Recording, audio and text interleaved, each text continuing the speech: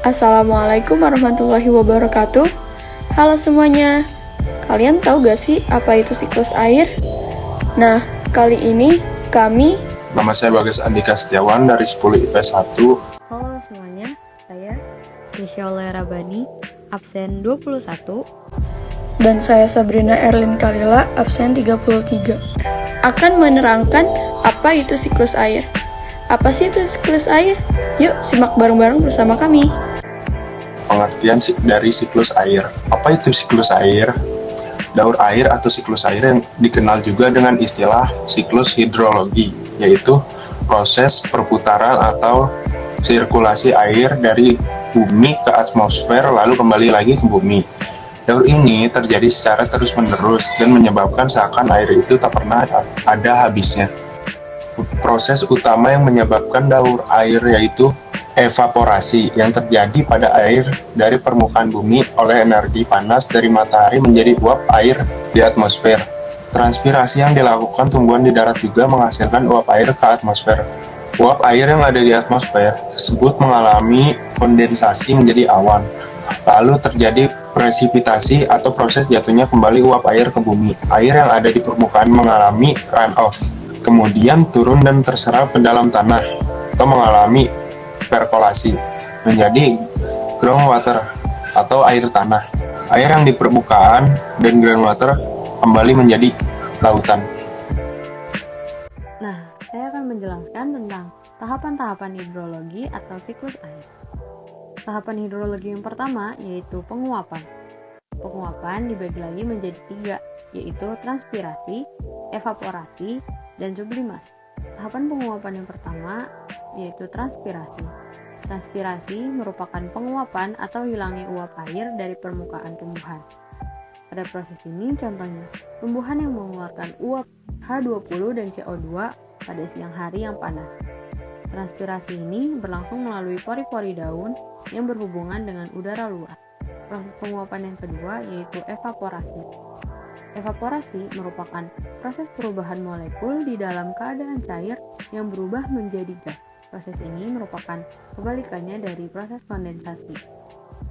Penguapan pada umumnya dapat dilihat dari lenyapnya cairan secara berangsur-angsur ketika terpapar pada gas dengan volume yang signifikan. Proses evaporasi ini bisa terjadi pada manusia, hewan, dan air laut. Proses penguapan yang ketiga yaitu sublimasi.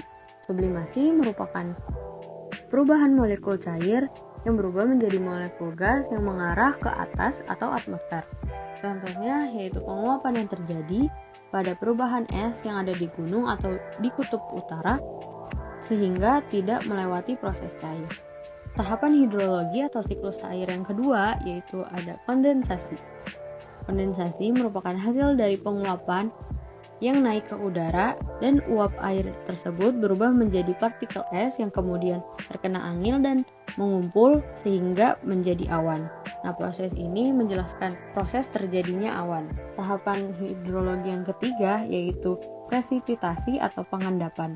Presipitasi merupakan semua cairan dan partikel es yang jatuh dari awan dan mencapai tanah hingga menghasilkan rintik, hujan, salju, kristal es, dan hujan es. Pada proses ini terjadi ketika awan mencair akibat suhu udara yang tinggi. Tahapan hidrologi yang keempat yaitu ada limpasan.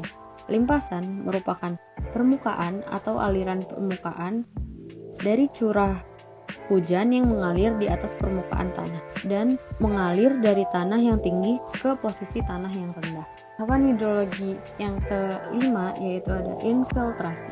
Infiltrasi yaitu cara air bergerak ke dalam tanah melalui celah-celah dan pori-pori dan batuan menuju muka air tanah.